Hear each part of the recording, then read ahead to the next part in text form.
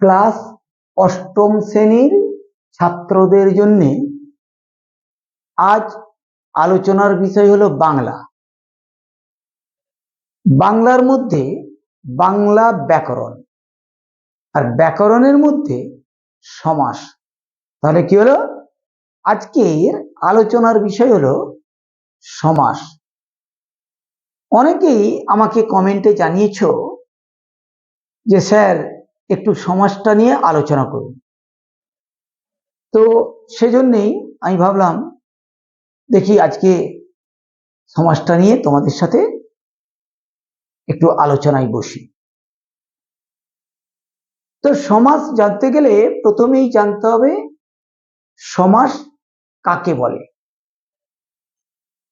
দুই বা ততোধিক পদ, অর্থাৎ দুই বা দুইয়ের বেশি পদকে এক পদে পরিণত করাকেই বলা হয় সমাস। তো একটা উদাহরণ দিলে ব্যাপারটা আরো ক্লিয়ার হবে। যদি আমি বলি বিদ্যার আলয়,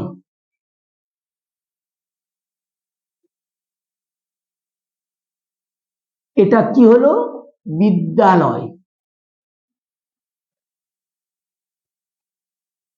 বিদ্যালয়। তাহলে বিদ্যার আলয়, এই যে একের বেশি পদ, এখানে দুটো পদ আছে, ওই দুটো পদ এক পদে পরিণত হয়ে কি তৈরি হলো? বিদ্যালয় তৈরি হলো। তাহলে বিদ্যালয় হলো সমাস। আর একটা উদাহরণ দিই, সিংহ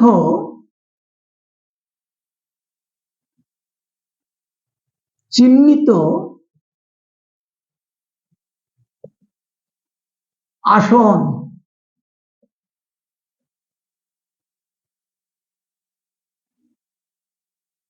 এটা কি হচ্ছে? সিংহাসন।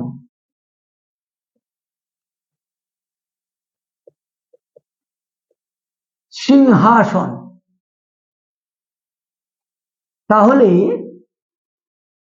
দেখো এখানে তিনটে পদ আছে, তিনটে পদ মিলে একটা পদ হয়ে গেল, এটাই হলো সমাস।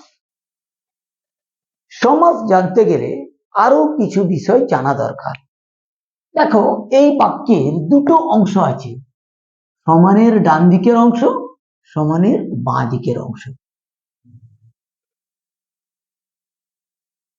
সমানের বাঁ দিকের অংশটা একটা নাম, সমানের ডান দিকের অংশটার আর একটা নাম। সমানের ডান দিকের অংশটা এসেছে কোথা থেকে? এই বাঁ দিকের অংশটা থেকেই এসেছে ডান দিকের অংশটা। এটাকে বলা হচ্ছে সমস্ত পদ। সমস্ত পদ বা বা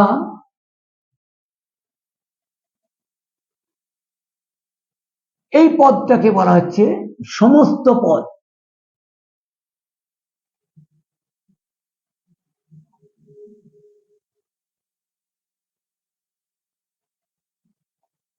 বা সমাস বদ্ধ পদ, অর্থাৎ সমাসটা হয়ে গেছে। আর এই দিকেরটা বলা হচ্ছে সমস্যমান পদ। সমস্যমান পদ।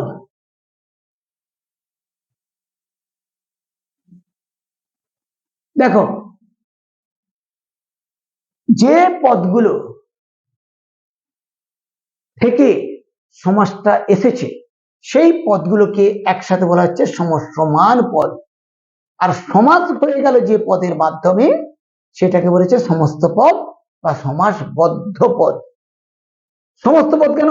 এখানে যতগুলো পদ আছে তার রিপ্রেজেন্টেটিভ এইটা হয়ে গেল। এটাই এই পদের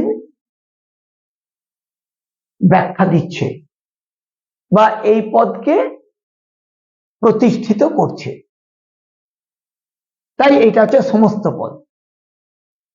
ঠিক তেমনি এইটা হচ্ছে সমস্ত পদ, এটা হলো সমস্যমান পদ।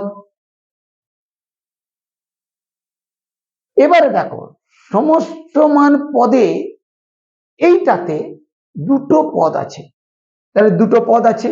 এইটাতে দেখো তিনটে পদ আছে। সমাসের কাকে বলে যখন বলেছি তখন হচ্ছে দুই বা ততোধিক পদ এক পদে পরিণত হওয়াকেই বলা হচ্ছে সমাস। তাহলে দুটো পদও আছে, দুইয়ের বেশি পদও আছে। তাহলে যখন পদ আছে তাহলে পদের নাম থাকবে। দেখো এখানে দুটো পদ আছে, এইটাকে বলা হচ্ছে পূর্বপদ। পূর্বপদ। আর এইটাকে বলা হচ্ছে পরপদ। পরপদ বা উত্তরপদ।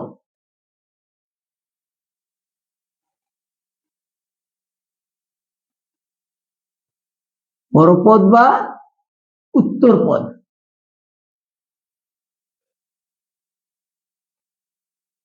এইখানে দেখো এইটা হচ্ছে পূর্বপদ, এটা পূর্বপদ।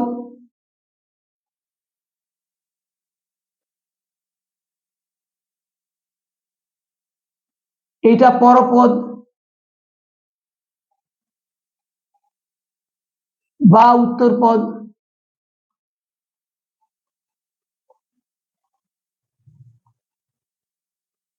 আর এইটাকে বলবো মধ্যপদ।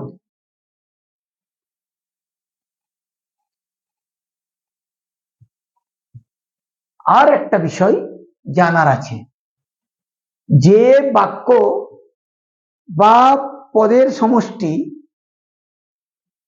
সমাসকে বিশ্লেষণ করে তাকে বলা হচ্ছে ব্যাস বাক্য। তাহলে এই যে এই অংশটা,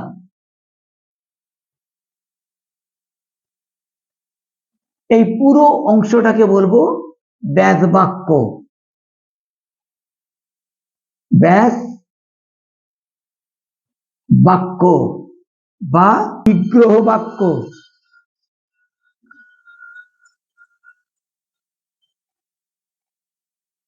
বা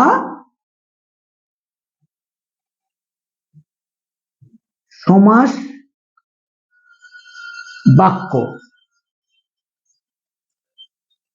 অর্থাৎ যে বাক্য বা যে পদগুলি সমাস বিশ্লেষণ করে, অর্থাৎ এই সমাসটাকে বিশ্লেষণ করে যে বাক্য। সিংহাসন, সিংহাসনকে বিশ্লেষণ করছে কে? সিংহ চিহ্নিত আসন। বিদ্যালয়কে বিশ্লেষণ করছে কে? বিদ্যার আলয়।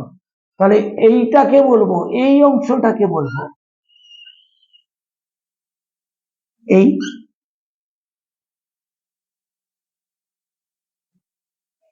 তাহলে এটা আমাকে আগে জেনে নিতে হবে। এরপরে আমি আসবো সমাস কয় প্রকার ও কি কি, এবং প্রত্যেক প্রকার সমাস সম্পর্কে সেপারেট আলোচনায়। এবার আলোচনা করা যাক সমাসের প্রকারভেদ নিয়ে। সমাসকে ছভাগে ভাগ করা যায়। কি কি?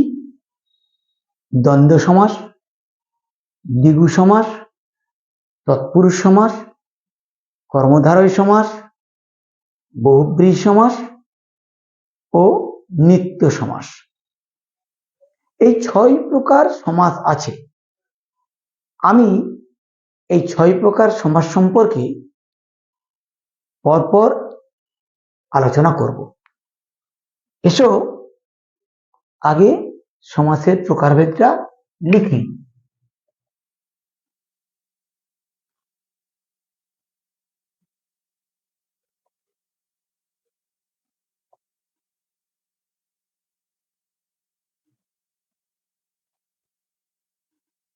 দেখো তাহলে সমাস 6 প্রকার। কি কি?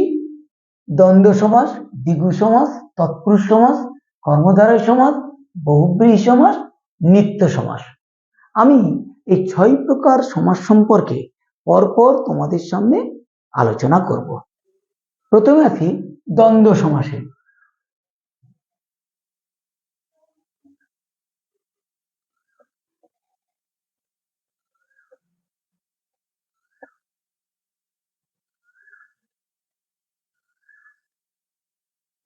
যে সমাসে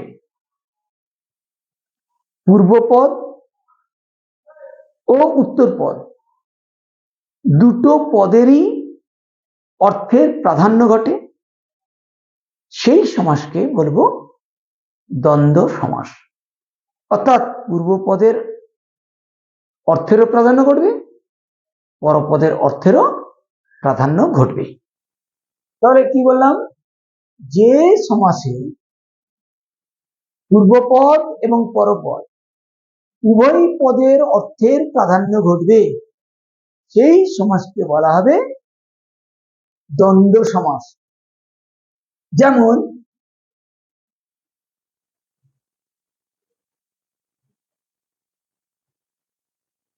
মেয়ে ও ছেলে, কি হলো, মেয়ে ছেলে।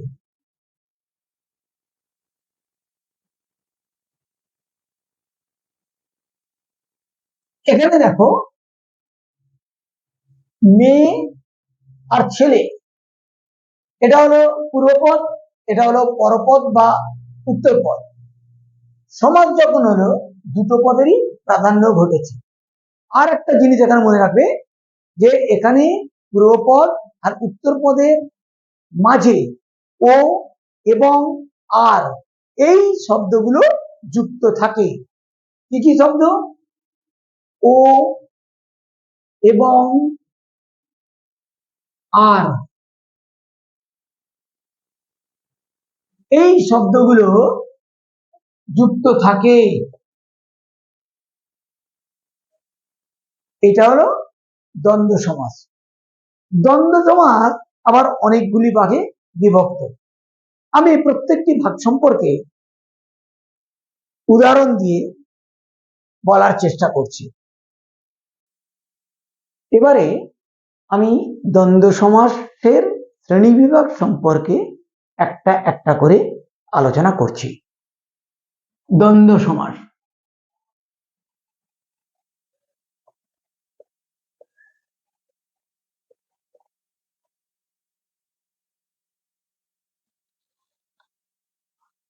কতগুলো ভাগে ভাগ করা যায়?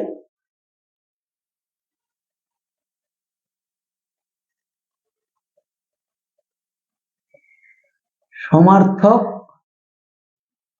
দ্বন্দ্ব, পদী দ্বন্দ্ব। তো এইগুলো হলো দ্বন্দ্ব সমাসের প্রকারভেদ। আমি প্রতিটি প্রকারভেদ সম্পর্কে উদাহরণ দিয়ে তোমাদেরকে বোঝানোর চেষ্টা করছি। এখানে দেখো দ্বন্দ্ব সমাসের ভাগগুলো দেখানো হয়েছে।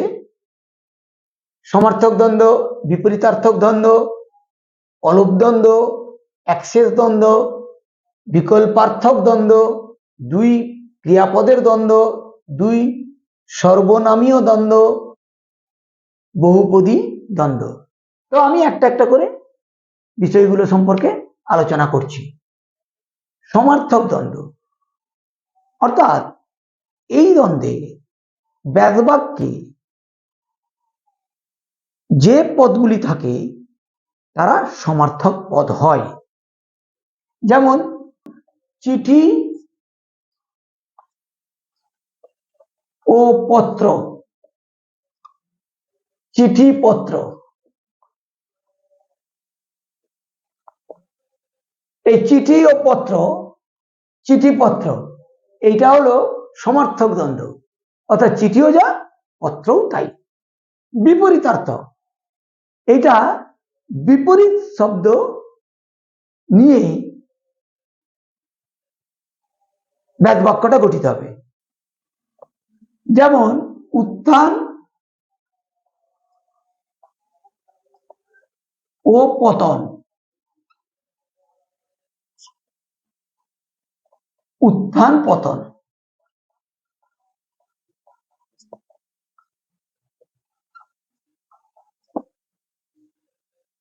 অলপ দ্বন্দ্ব,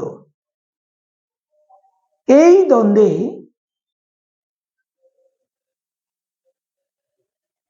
ব্যাসবাক্যের উত্তরপদ ও পরপদে যে বিভক্তি থাকে সমস্ত পদে সেই বিভক্তি লোপ পায় না। যেমন দেখো, হাটে ও বাজারে,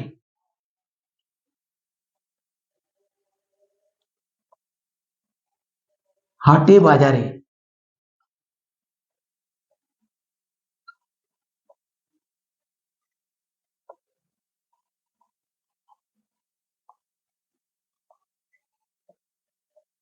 এটা হচ্ছে অলপ দ্বন্দ্ব। এবার হচ্ছে অ্যাক্সেস দ্বন্দ্ব। এই দ্বন্দ্বে সমস্যমান পদের থেকে যখন সমাস হবে তখন একটা বহু বচন জ্ঞাপক পদ সমস্ত পদে পরিণত হবে। কিরকম দেখো, আমি, তুমি,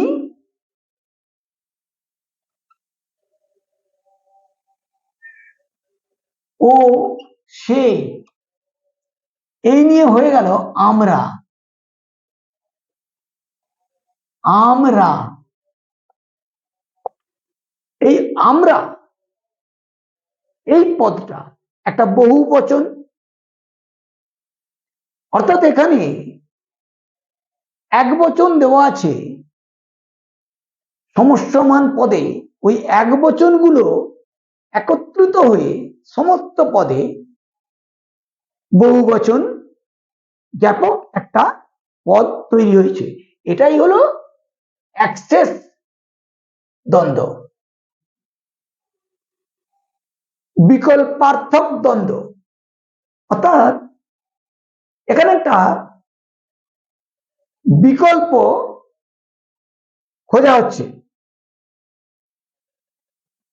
এটা বা ওটা, এরকম একটা বিকল্প। কিরকম দেখো, এর উদাহরণটা দিলেই ব্যাপারটা পরিষ্কার হয়ে যাবে আর কি। 10 বা 20,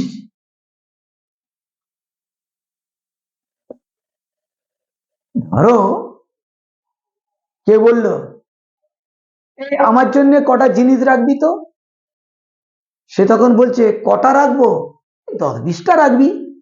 অর্থাৎ কি বিকল্প বলে দিচ্ছে, অর্থাৎ 10টা বা 20টা, যা হোক একটা রাখ। মানে এটাই হলো বিকল্পার্থক দ্বন্দ্ব। 10-20 দুই ক্রিয়াপদের দ্বন্দ্ব। যখন ব্যাসবাক্যের যে পদগুলো থাকবে সেগুলো ক্রিয়াপদ। যেমন হাঁটা ও চলা। দেখো, হাঁটাও একটা ক্রিয়াপদ, চলাও একটা ক্রিয়াপদ। এই দুটো ক্রিয়াপদ নিয়েই যে দ্বন্দ্ব সমাসটা হচ্ছে সেটাই হলো দুই ক্রিয়ার দ্বন্দ্ব, হাঁটা চলা।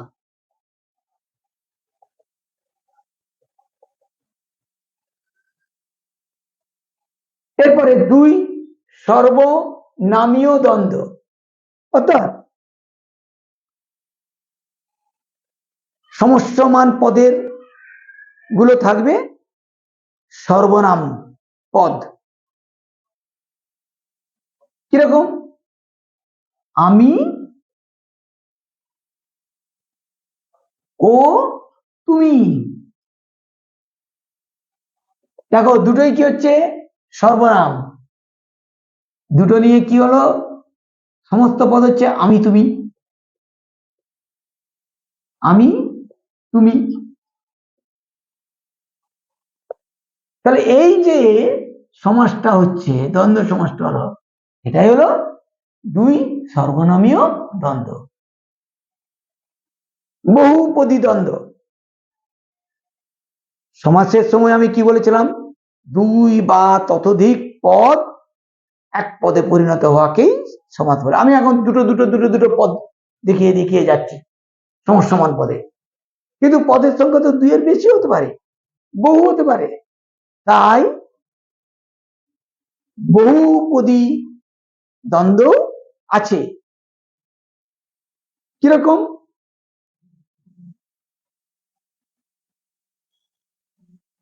রাম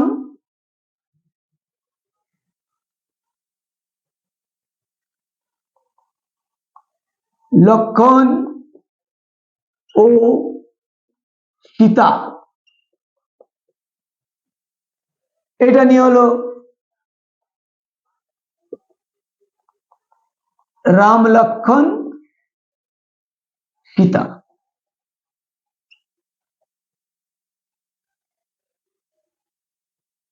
আবারও হতে পারে সত্য মেব ও জয়তে, সত্যমেব জয়তে, এটাও হতে পারে। এরকম অনেকগুলো শব্দ নিয়ে যখন দ্বন্দ্ব সমাস হয় তাকে বলবো বহুপদী দ্বন্দ্ব। তাহলে দ্বন্দ্ব সমাসের বিভাগগুলো এবং প্রত্যেকটির উদাহরণ দিয়ে তোমাদেরকে বোঝানোর চেষ্টা করলাম। আশা করি শ্রেণী বিভাগ এগুলো বোঝা হয়েছে। এরপরে আমি তোমাদের কাছে দ্বিগু সমাস সম্পর্কে বলবো।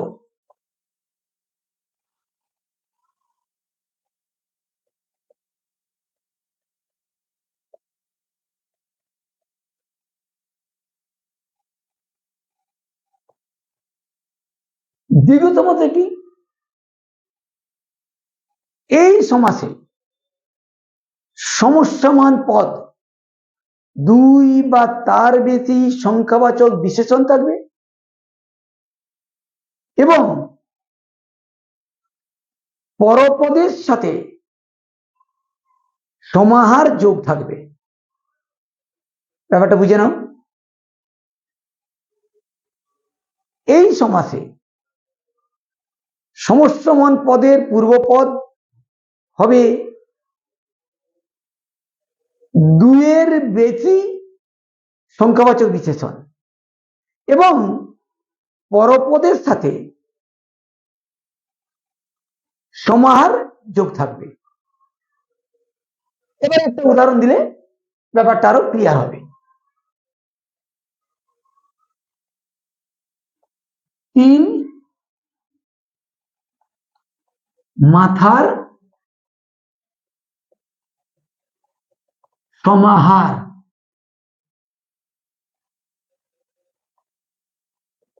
হয়ে গেল কি? তে মাথা।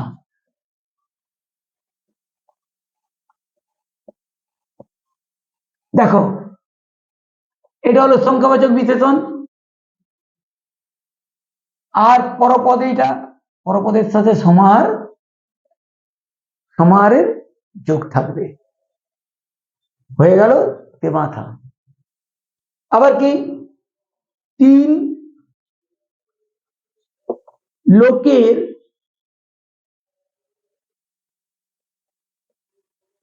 সমাহার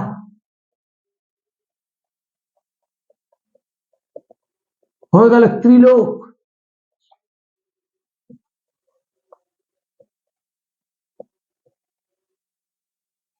অর্থাৎ তিন সংখ্যাবাচক শব্দ থাকবে পূর্বপদে এবং পরপদের সঙ্গে সমাহার যোগ থাকবে। এটাই হলো দ্বিগু সমাস এর বৈশিষ্ট্য। তাহলে দ্বিগু সমাস সম্পর্কে এখানে আর কিছু বলার নেই। আশা করি তোমরা সমাস সম্পর্কে প্রাথমিক একটা ধারণা পেলে এবং সমাসের শ্রেণীবিন্যাসগুলো জানলে, আর দ্বন্দ্ব সমাস ও দ্বিগু সমাসটা সম্পর্কে একটা ধারণা পেলে। পরের ভিডিওতে আমি বাকি সমাসগুলো সম্পর্কেও আলোচনা করব। ভিডিওটা যদি তোমাদের ভালো লেগে থাকে অবশ্যই সাবস্ক্রাইব, শেয়ার ও লাইক করো, আর পাশে থাকা বেল আইকনটি ক্লিক করে দিয়ে রেখো যাতে করে পরবর্তী ভিডিও নোটিফিকেশন তোমাদের কাছে পৌঁছে যায়। আজকে এখানেই রাখি, দেখা হবে পরের ভিডিও।